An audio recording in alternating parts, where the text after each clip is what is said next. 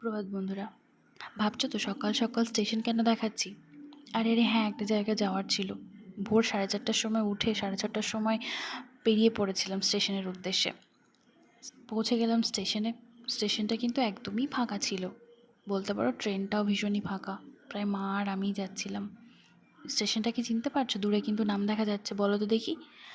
যাই হোক, স্টেশনে একটু অপেক্ষা করছিলাম ট্রেনের জন্য। 6:15 ট্রেন ছিল।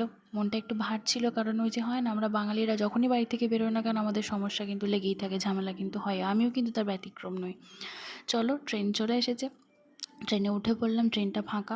ফাঁকা ট্রেনে চাপার কিন্তু অনুভূতি একটু আলাদা, কি বলো তোমরা?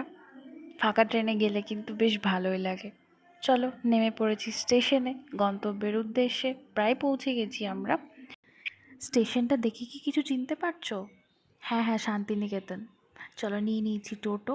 মা আমি গন্তব্যে পৌঁছে গেছি, মাসির বাড়িতে।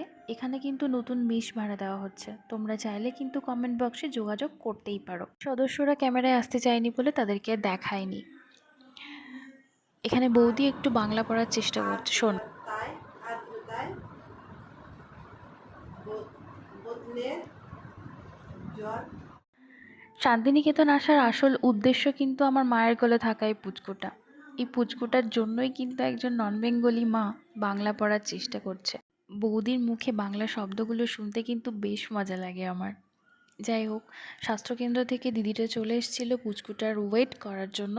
পুচকুটা একদমই প্রিম্যাচিওর বার্থ হয়েছিল ওর, তো ওই জন্য একটু খেয়াল রাখতে হয়। বাট এই 2 মাস হয়ে যাওয়ার পরও ওর ওয়েটটা কিন্তু যথেষ্টই কম।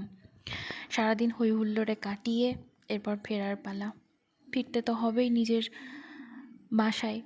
তো যাই হোক, চলো, তোমাদের সঙ্গে আমার এই ছোট্ট মিনি ব্লগটা শেয়ার করলাম।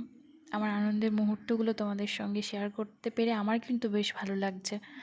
তোমাদের কেমন লাগছে তোমরা কিন্তু আমাকে কমেন্ট করে জানাবে। ঠিক আছে, চলো, টাটা, বাই। দেখা হবে আবার নতুন কোনো ভিডিওর সঙ্গে।